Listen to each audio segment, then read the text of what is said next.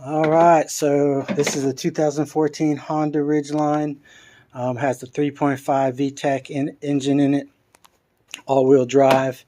I'm going to change the transmission fluid, and I don't know if you could see that kind of like greenish bolt down there.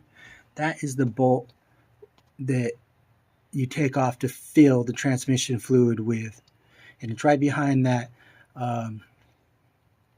It's right behind that tube down there. You see the two tubes? It's the one closest.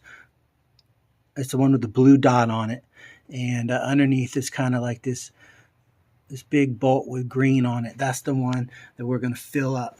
But first, I'm going to go ahead and drain it. So,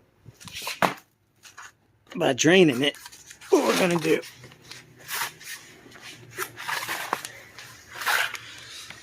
let's see here.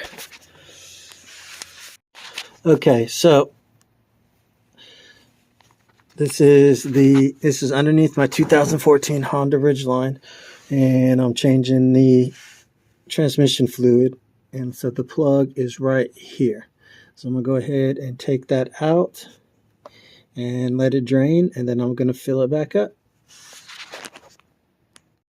Okay, guys, so like I was saying before, here is the plug right here, and all it takes is a socket or driver, and it fits right into there.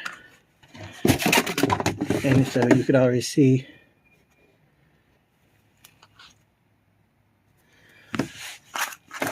fluid leaking out.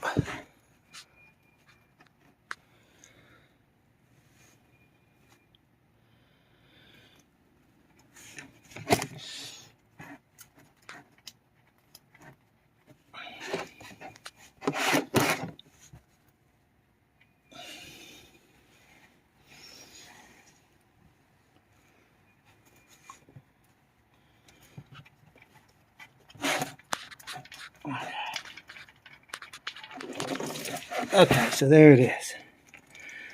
All right, so the transmission fluid, it's a dark red, so you could see it needs to be replaced.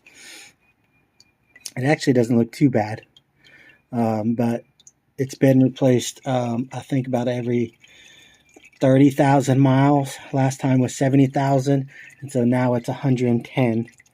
So it needs to be replaced. And you can see on here there's a little gunk on that. So I'm going to clean that off. You see that? So let's go ahead and grab a rag.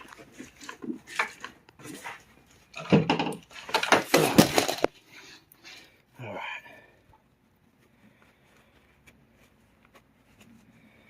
Clean that off.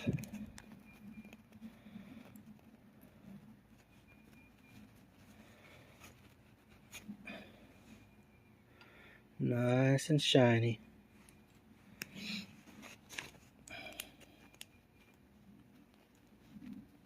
I'm working with one hand here, so I'm trying to hold the phone and clean this off. It's good to me. Alright, so all that transmission fluid is about drained off.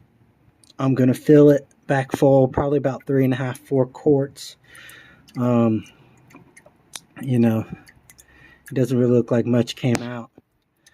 Maybe about 3 or 4 quarts. So, okay, so I removed the transmission fluid. I put the bolt back in. Now I have to refill it. The problem is this bolt. Let me show you guys here.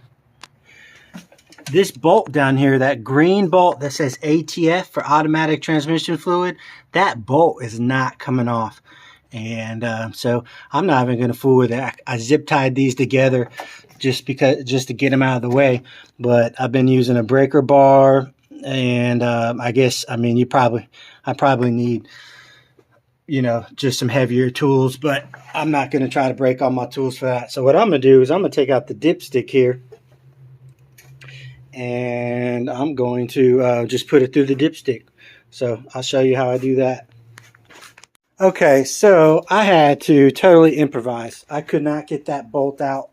And so what I had to do is I had to rig up some funnels to go into the dipstick. And so here's my funnels. And I'm just going to pour all my transmission fluid back in, the 3 or 4 quarts, right back in here. So let's see how it goes.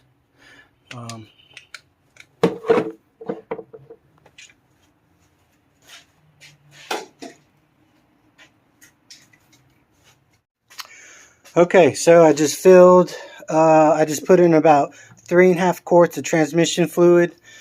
That's all that came out. I measured it and I put 3.5 quarts back in. So far my little system has worked and I didn't have to take that bolt out. So now I'm going to clean everything up, put the dipstick back in it, and check the transmission fluid. And we'll see how that goes. Alright guys, so I just drove my truck around. I had to put in the transmission fluid. I had to put in the transmission fluid through the dipstick because I couldn't get that bolt out. So I drove it around. I put 4 quarts in it. I drove everything around. I drove it around, parked it, checked it. It's still a little low, so I'm gonna have to order another quart. But at least it's fixed right now, and it'll be fine if it's half a quart low. But so that's interesting that that bolt wouldn't come out. So you know, I probably have to get like an air ratchet or something to fix that. So but you can put the transmission fluid through the dipstick if you want. That's how they used to do it. So either way, so hope this video helps.